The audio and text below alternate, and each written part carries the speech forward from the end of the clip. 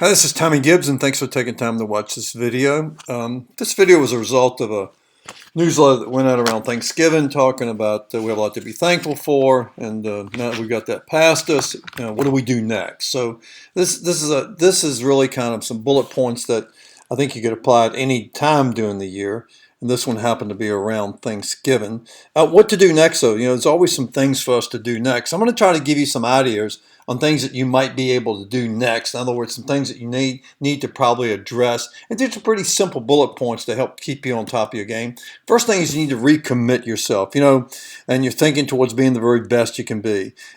You probably have a lot of great ideas running around in your head, things that you've been meaning to do, wanting to do, and you just hadn't gotten around to doing them. See, again, go back to the Thanksgiving piece of this. We're getting towards the end of the year. This is the time of the year you need to really start to churn those ideas in your head and start to put them in play, and quit talking the talk so much and start talking the walk, or walk the walk, or however you may want to think about that. The dealerships and general managers with the most successful used car operations are those who have taken ownership of the used car department. So in terms of committing yourself, I would suggest, if you happen to be the GM or dealer principal or GSM, or used car manager for that matter, that you really recommit yourself to owning the used car department, digging in a little deeper, and figuring out how you can make it better.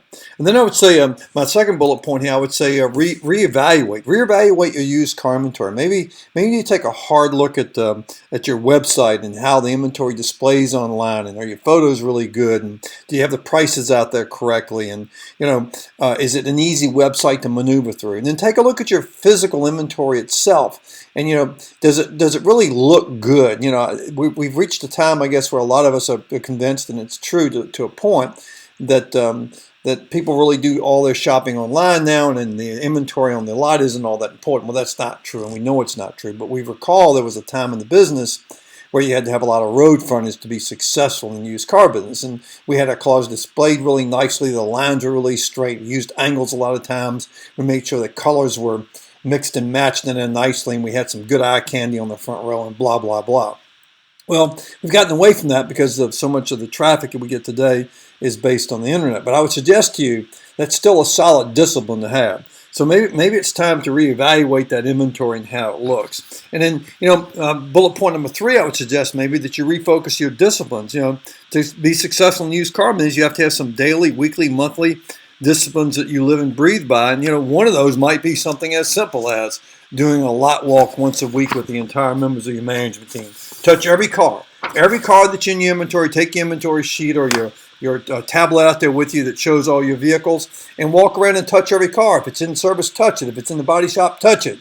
Make sure you go and know where those cars are. That's a pretty solid discipline. You may have these disciplines well defined in your head, but maybe you need to actually make a list and write a list out and have a checklist. The old yellow pad concept for those of you who've been around a while, I guess. Maybe you need to rethink your recon. Any units that you currently have in your inventory that are over 30 days old, maybe you need to recon those. Maybe they need to go back to the system, invest some money in those units.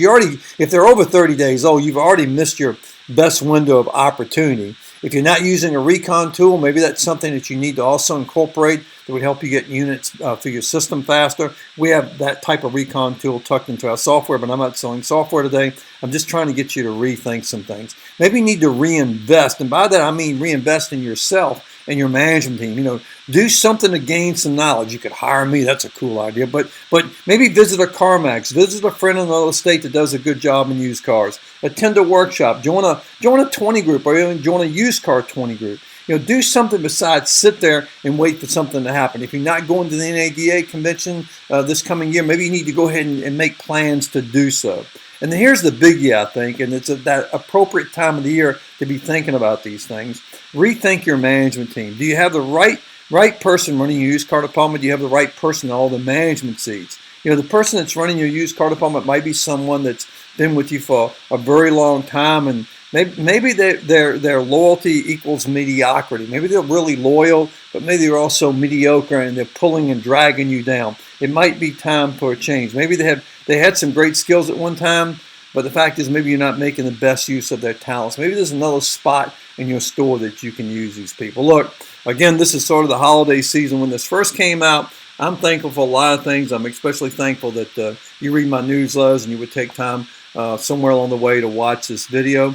I'm Tommy Gibbs. If I can ever be of help to you, please reach out. And thanks and have a great day.